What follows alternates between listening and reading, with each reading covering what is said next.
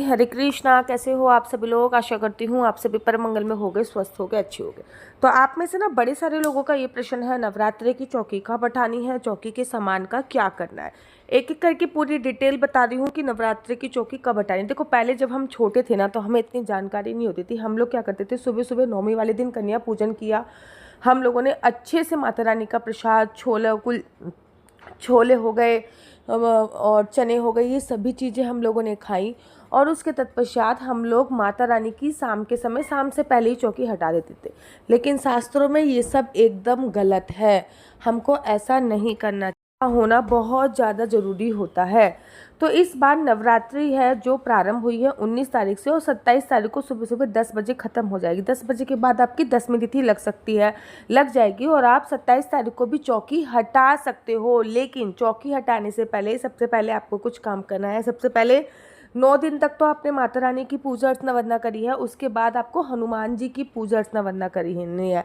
हनुमान जी की पूजा अर्चना वंदना, जैसे कि आप वैष्णो देवी जाते, भैरव बाबा की पूजा अर्चना वंदना करने के बिना ही आपकी वैष्णो देवी की यात्रा कंप्लीट होती है। मतलब जब तक आप भैरव बाबा के दर्शन नहीं करोगे तब तक आपकी वैष्णो देवी की यात्रा कंप्लीट नहीं होती। ऐसा ही बोला जाता है, नवरात्रि में जब तक आप हनुमान जी की पूजा अर्चना वंदना नहीं करोगे तब तक आपकी पूजा अर्चना वंदना कंप्लीट नहीं होती। 9 दिन के बाद 10वें दिन हनुमान जी की पूजा अर्चना वंदना करने के बाद ही चौकी हटानी है। तो सबसे पहले मैं आपको बता देती हूँ, चौकी 27 तारीख को आपको 10 बजे, सुबह 10 बजे के बाद चौकी हटा सकते हो। आप चाहे उस दिन ना कोई भी दिन पड़ रहा हो, कोई भी वार पड़ रही हो, आप डेफिनेटली हटा सकते हो। लेकिन उससे पहले हनुमान जी के लिए भोग जरूर बना दीजिएगा, जैसे कि रोट हो गया हनुमान जी का, हनुमान जी के लिए लड्डू हो गए, एक हनुमान चालीसा सारा परिवार बैठ के साथ में पढ़ लीजिएगा उसके बाद, ठीक है ना। अब सबसे पहले आपको क्या करना है, चौकी को हल्का सा हिलाना है। और हिलाने से पहले भी अपने हाथ में थोड़े से चावल लेने हैं और चौकी के ऊपर, मतलब चावल का एक भी दाना टूटा हुआ नहीं होना चाहिए, चौकी के ऊपर वो सारे के सारे चावल आपको डाल देने हैं। चौकी के ऊपर चावल डाल के क्या करना है, कहते हैं जब हम किसी भी प्रतिमा के ऊपर चावल डालते हैं तो जो भी उसमें देवी देवता आए हुए हैं वो अपने धाम वापस चले जाते हैं, और हम इसी कामना से चावल जो है वो उसके ऊपर डालते हैं। तो आपको ना ये बहुत सिंपल से तरीके से पहले चौकी पे थोड़ा सा चावल डाल देना है, फिर हल्के से चौकी को आपको हिला देना। हल्की सी आप चौकी जो है वो हिला दीजिए। जब आप हल्की सी चौकी हिला दोगे ना, उसके बाद जो होती है ना खेतरी, जिसको जो भी बोले जाता है, आपके यहाँ पे जो बोला जाता है या खेतरी बोला जाता है, मुझे कमेंट्स करके ज़रूर बताइए। फिर जो होती है, जो खेतरी होती है, उसको आपको लेना है और लेने के बाद उसको आपको अपने सिर पर रखना। अगर ये कोई कार्य पुरुष करता है तो बहुत अच्छी बात है। अगर पुरुष घर में नहीं है, घर में नहीं का मतलब मेरा है जैसे कि ऑफिस गए हुए हैं, छुट्टी तो नहीं मिलती ना रोज़ रोज़, तो आप उसको अपने सिर पर रख सकते हो। और उस चौकी से आपको पूरा घर में वो जो खेतरी है वो पूरे घर में दिखानी है। जिसके अपने किचन एरिया में वो खेतरी को लेके जाओगे, सिर पे रख के अपने बेडरूम में जाओगे, ड्राइंग रूम में जाओगे, अपनी बालकनी में जाओगे। कहते हैं वो माता का साक्षात स्वरूप होती है। तो माता रानी को पूरे घर में आपको घुमाना चाहिए और उसके बाद खेतरी को अलग कर लेना चाहिए। किसी किसी शास्त्र में तो ऐसा वर्णन आया है कि खेतरी का एक भी दाना घर से बाहर नहीं जाना चाहिए, लेकिन देवी भागवत में ऐसा वर्णन आया है कि अगर खेतरी बहुत सारी आपने बोई है तो आप खेतरी को नदी में विसर्जित कर सकते हैं। नदी नहीं है तो आप थोड़ी सी खेतरी को पैक करके अपनी तिजोरी में रखिए, लाल कपड़े में पैक करके थोड़ी सी खेतरी को अपने मंदिर एरिया में रखिए, और थोड़ी सी खेतरी जो भी बची होएगी वो आप गौशाला में गौ माता को खिला दीजिए, क्योंकि गौ माता में 33 कोटि देवी देवता का वास होता है।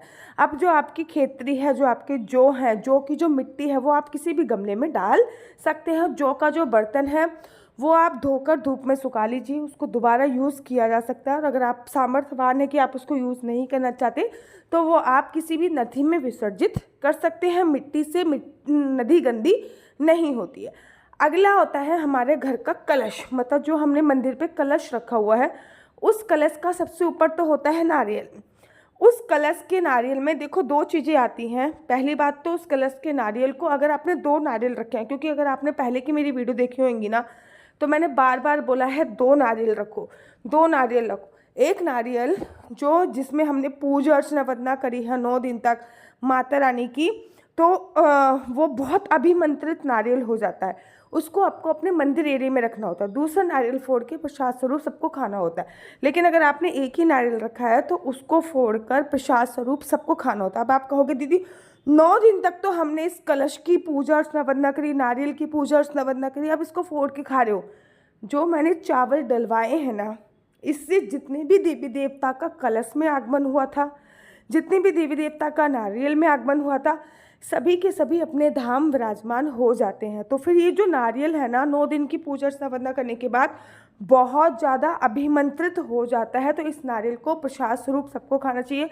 नारियल के अंदर जो भी नारियल के अंदर पानी निकलता है, तो घर में जिसको ज़्यादा क्रोध आता है उसको वो पानी ज़रूर और ज़रूर पिलाना चाहिए। बच्चों को, पढ़ने वाले बच्चों को नारियल का पानी ज़रूर पिलाना चाहिए उसका। और ये नारियल सबको प्रसाद स्वरूप में खाना चाहिए। आप चाहो तो कंजकों को भी दे सकते हो, नहीं तो अपने घर एरिया में तो ज़रूर दीजिए। अब कलश के अंदर अगर जल सूख गया है तो सामग्री होएगी, नहीं तो जल को पूरे घर में छिड़काव करना चाहिए। थोड़ा सा जल अगले दिन, जैसे कि 11 वाले दिन, क्योंकि उसमें सभी देवी देवताओं का वास होगा, तो 10वीं वाले दिन आपकी चौकी हटेगी। 11 वाले दिन अपने पानी में इस जल को डालकर नहाना चाहिए। और कलश के अंदर जो भी सामग्री, जैसे कि हल्दी की गांठ थी, 1 या 2 का सिक्का था, या फिर चांदी का सिक्का था, कमलगट्टा था, कौड़ियाँ थी, इन सबको सुखाकर, और जो नारियल के ऊपर चुन्नी बांधी थी ना, वो आप उसमें बांधकर अपनी तिजोरी में रख लीजिए। आप खाली कलश को धोकर दोबारा भी यूज़ कर सकते हैं, नहीं तो आप उसको विसर्जित कर दीजिए। तो आपके खेत्री के बारे में बता दिया मैंने, जौ के बारे में बता दिया मैंने। अब बारी आती है अखंड ज्योत की।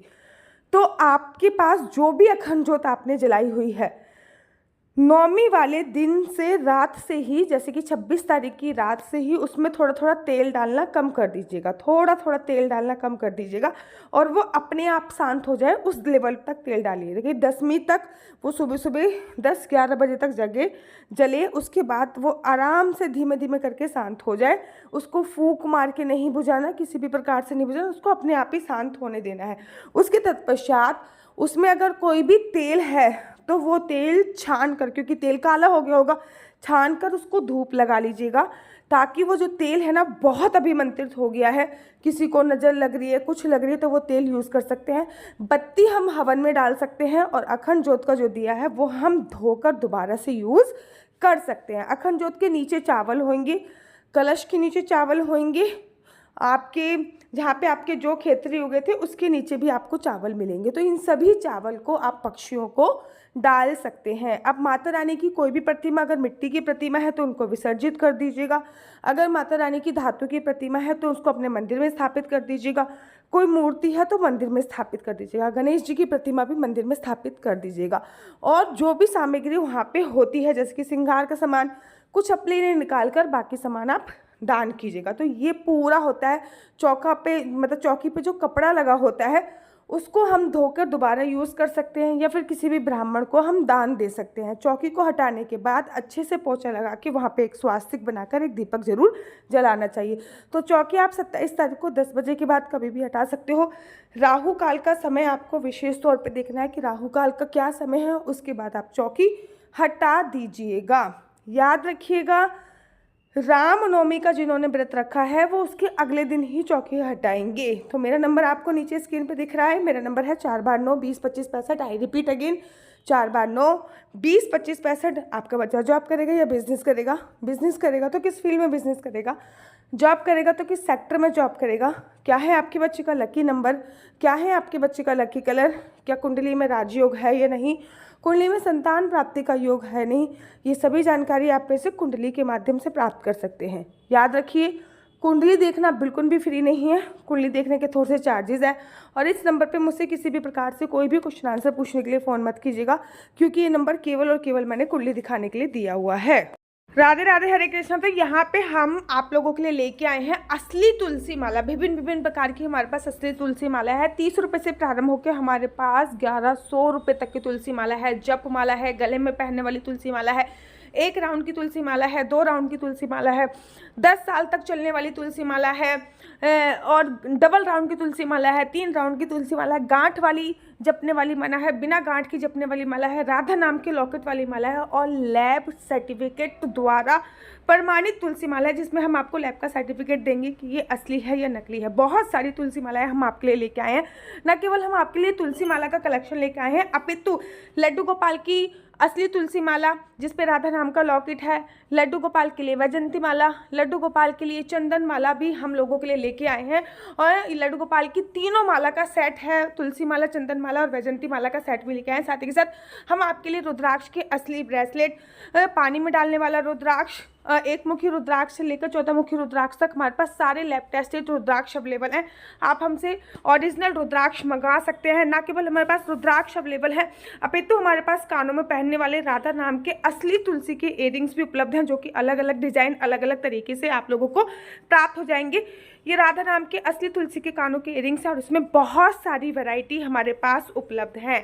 आप जल्दी से जो नीचे नंबर दिया गया है उस पर संपर्क करके अपनी चॉइस से कोई भी राधा नाम के इयररिंग्स अपने लिए ले सकते हैं। उनके प्राइस बहुत ही सस्ते हैं, 150 रुपये से फ्री हो 150 रुपये से स्टार्ट होकर मात्र 200 रुपये तक है। और यह है राधा रानी और भगवान श्री कृष्ण जी के चरण, जो आपको अपने मंदिर में जरूर और विभिन्न प्रकार की अलग अलग तुलसी मालाएं आप लोगों के लिए उपलब्ध है। 30 रुपये से प्रारंभ होकर 1300 रुपये तक की तुलसी मालाएं आप लोगों के लिए उपलब्ध है।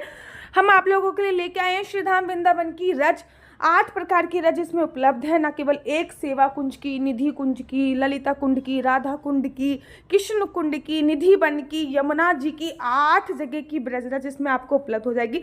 ऑर्डर जल्दी से जल्दी नीचे दिए गए नंबर पर करिए, हमारे पास लिमिटेड स्टॉक है। राधे राधे। आपको मेरी वीडियो अच्छी लगती है तो आप अपना यूट्यूब चैनल हरि बोल को लाइक शेयर सब्सक्राइब करना बिल्कुल भी मत भूलिए। तब तक के लिए मुझे दीजिए इजाजत। राधे राधे, हरे कृष्णा। आप सभी को राम नवमी की अनंत और अनंत शुभकामनाएं।